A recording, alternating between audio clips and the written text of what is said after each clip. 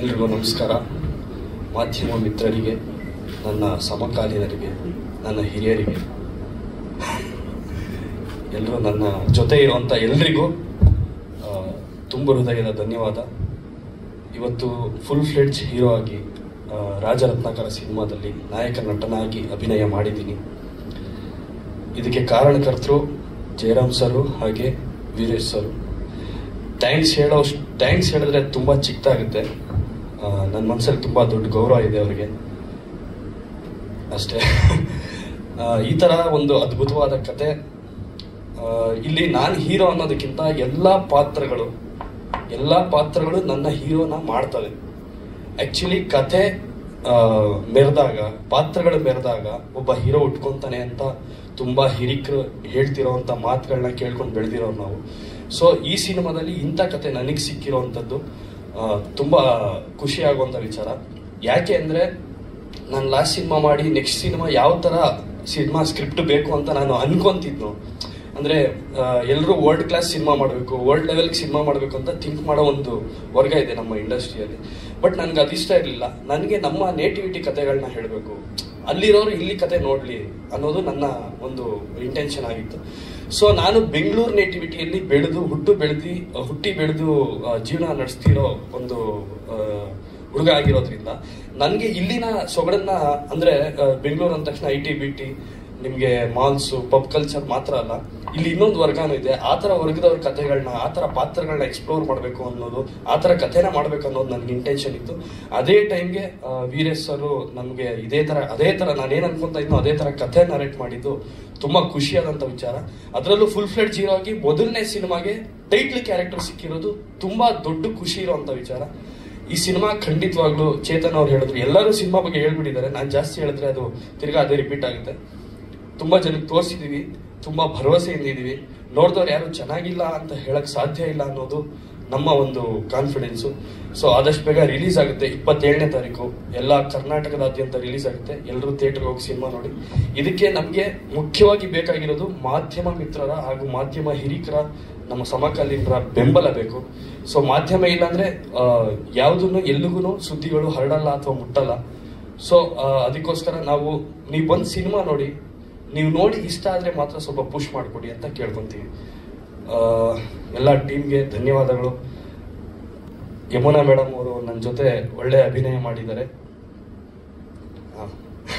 Yamuna madam ಅವರು ತುಂಬ supportive ಆಗಿ ನನ್ನ ಜೊತೆ ಆ್ಯಕ್ಟ್ ಮಾಡಿದರು. ಹಾಗೆ ನಾಗರಾಜ್ ರಾವ್ ಸರ್, ಎಲ್ಲರೂ ಟೀಮ್ ಎಲ್ಲರೂ ಚೆನ್ನಾಗಿ ಆ್ಯಕ್ಟ್ ಮಾಡಿದ್ದಾರೆ, ಚೆನ್ನಾಗಿ ನನಗೆ ಸಪೋರ್ಟ್ ಮಾಡಿದ್ದಾರೆ. ಎಲ್ಲರಿಂದನೇ ನಾನು ಹೀರೋ ಆಗೋದು ಸಿನಿಮಾದಲ್ಲಿ. ಸೊ ಅದು ಸಿನಿಮಾ ನೋಡಿದಾಗ ನಿಮಗೆ ಗೊತ್ತಾಗುತ್ತೆ. ಹೇಳಿ ಸರ್.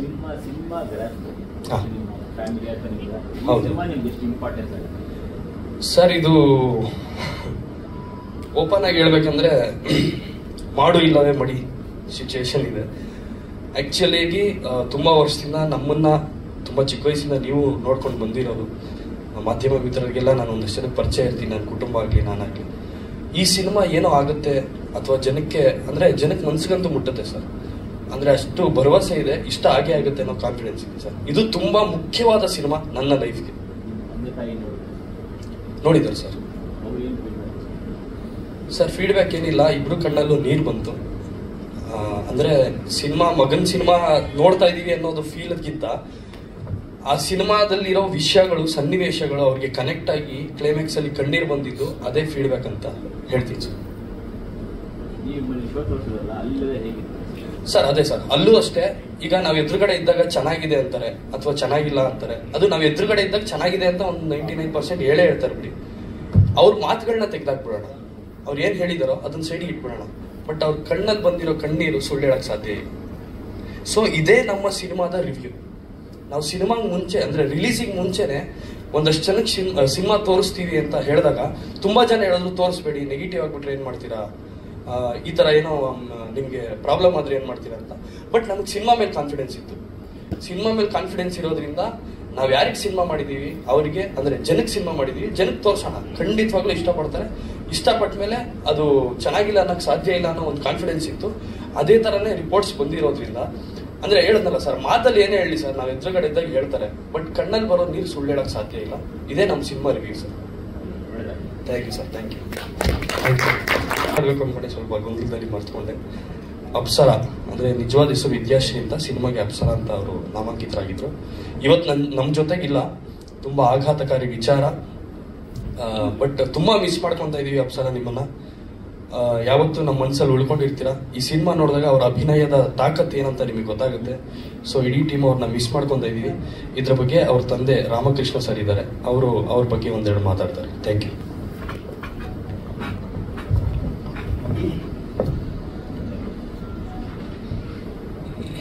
ಈ ಒಂದು ಕ್ಷಣ ನಾನು ಫಸ್ಟ್ ಟೈಮ್ ಫಿಲಿಮಲ್ಲಿ ತೋರಿಸಿದ್ರು. ಆ ಒಂದು ಚಾಮುಂಡಿ ಸ್ಟುಡಿಯೋನಲ್ಲಿ ಚಾಮುಂಡಿ ಸ್ಟುಡಿಯೋನಲ್ಲಿ ತೋರಿಸಿದಾಗ ಪೂರ್ತಿ ಫಿಲಿಮ್ ನಾನು ನೋಡಿದೆ. ಸೊ ನಮ್ಮ ಮಗಳು ಅನ್ನೋದಕ್ಕಿಂತ ಒಬ್ಬ ಕಲಾವಿದೆಯಾಗಿ ಹುಟ್ಟಿದ್ದು. ಸೊ ಅವಳ ಕೊಡುಗೆ ಇನ್ನೂ ತುಂಬ ಕರ್ನಾಟಕಕ್ಕೆಲ್ಲ ಇಡೀ ಹಲವಾರು ಭಾಷೆಗಳು ಕೂಡ ನಟಿಸ್ಬೇಕು ಅನ್ನೋ ಆಸೆ ಕೂಡ ಇತ್ತು. ಹಾಗೆ ನಾವು ಮಂಡ್ಯದವರು, ಜಾನಪದ ಒಂದು ಲೋಕದ ಇದರಲ್ಲಿದ್ದವರು.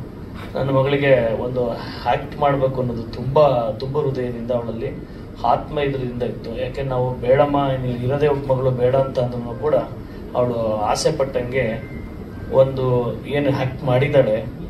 ಅವಳ ಮನಸ್ಸಲ್ಲಿ ಇರೋದನ್ನ ಒಂದು ಕಲೆನ ಎಲ್ಲೋ ಬಚ್ಚಿಕ್ಕಳ್ದಂಗೆ, ಎಲ್ಲೋ ಇದನ್ನು ಅದಕ್ಕೆ ಮೋಸ ಮಾಡ್ದಂಗೆ ತುಂಬ ಚೆನ್ನಾಗಿ ಮಾಡಿದ್ದಾಳೆ. ಒಂದು ಸೀನಲ್ಲಿ ಬರ್ಬೇಕು. ನಾನು ಫಸ್ಟ್ ಟೈಮ್ ಅವಳು ಬಂದರೆ ಒಂದು ಸೀನಲ್ಲಿ ಹಾಡಲ್ಲಿ ನೋಡಿದಾಗ ನಮಗೆ ಹೆದೆ ಜಲ್ಲನಂತೆ. ಆದರೆ ಏನೋ ದುರಾದೃಷ್ಟ, ನಮಗೆ ಅವ್ರ ಜೊತೆಲಿ ಇರೋವಂಥ ಪುಣ್ಯ ನಮಗೆ ಇರಲಿಲ್ಲ ಅನಿಸುತ್ತೆ.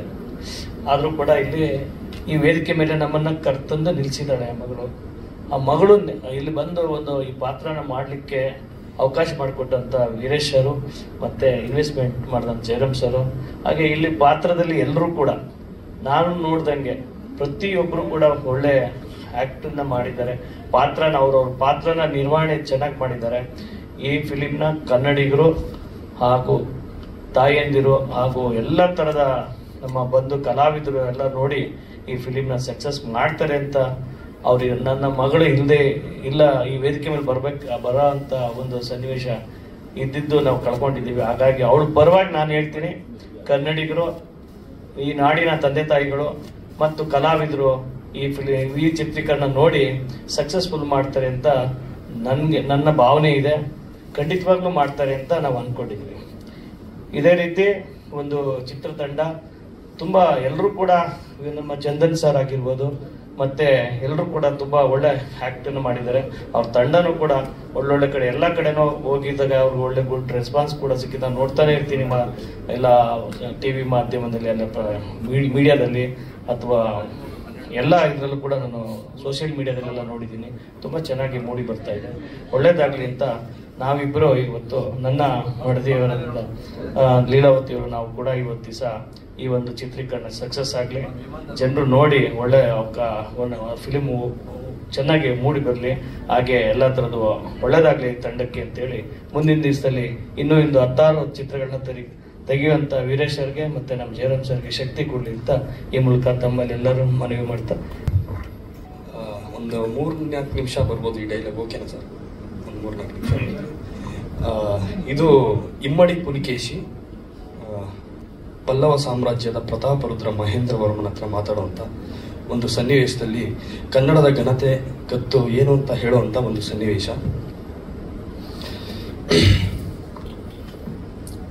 ಹೇ ಪಲ್ಲವ ಸಾಮ್ರಾಜ್ಯದ ಪ್ರತಾಪರುದ್ರ ಮಹೇಂದ್ರ ವರ್ಮ, ಕನ್ನಡವನ್ನು, ಕನ್ನಡಿಗರನ್ನು, ಕನ್ನಡತನವನ್ನು, ಕನ್ನಡ ನೆಲ, ಜಲ, ಭಾಷೆ, ಭಾವ, ಸಂಸ್ಕೃತಿ, ಸನ್ನಡತೆಯನ್ನು, ಕನ್ನಡ ಸಾಮ್ರಾಜ್ಯದ ಸಾರ್ವಭೌಮತ್ವವನ್ನು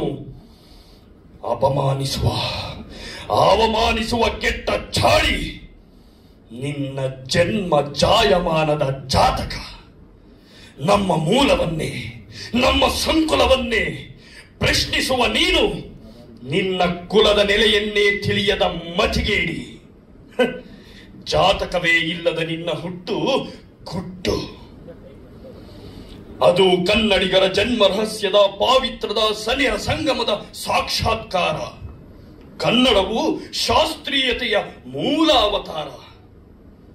ನೀ ಮೊದಲೋ ನಾ ಮೊದಲೋ ಅದು ಕಾಲನ ಲೆಕ್ಕ. ಕನ್ನಡವು ಕಣ್ಣು ಬಿಟ್ಟಾಗ ನೀನಿರಲಿಲ್ಲವೋ ಅದರ ಪಕ್ಕ. ನೀನು ನಿನ್ನ ತನುಮನವು ಕನ್ನಡಮ್ಮನ ಕೊರಳ ಕೌಸ್ತುಭದ ಕರಿಮಣಿ, ಕನ್ನಡ ಕೋಗಿಲೆಯ ರೆಕ್ಕೆ ಪುಕ್ಕ ಅಷ್ಟೇ.